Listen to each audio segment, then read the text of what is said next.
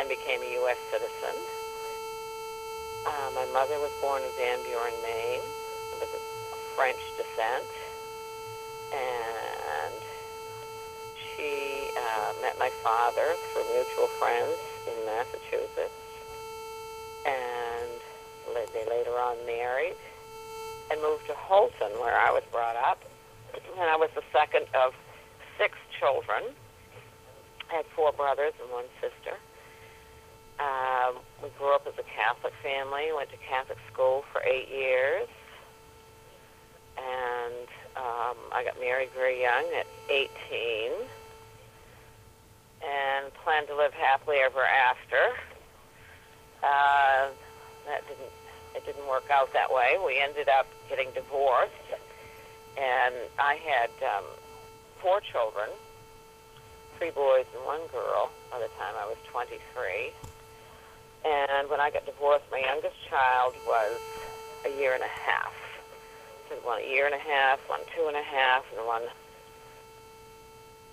5 and 1 6. I got divorced in 1968, and I moved to Bangor in 1969, pretty much so that I could go to school and have my own business. I wanted to go into hairstyling. I bought a home through a government loan and ended up going to school, getting my hairstyling license so I could work at home, be with my children. And I've been doing hair for 38 years. Brought my children up doing hair. And I still enjoy doing hair. Let me see.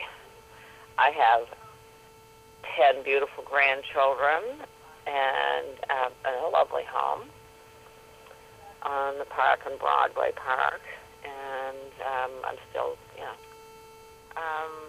well, of course, the recent election was the first election that I really got involved with because I felt very passionate about it and really saw the need to get involved because the future of my children and grandchildren relies heavily on what goes on in the political arena.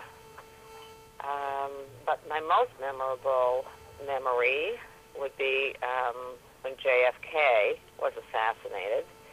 I remember exactly where I was. I was packing to move out of our first home up in Holton, and I had 2 children at the time, and it was a very fearful feeling. It's kind of like you felt like the whole world was changing, for the president to get killed in my lifetime. And Martin Luther King was assassinated, but he wasn't a president, so. And that's not quite as memorable for me because I was young, and we didn't have a television at the time, so I remember hearing about it. Yeah, so I'm definitely thrilled that Obama is now our new president. I feel like he is the hope for our country.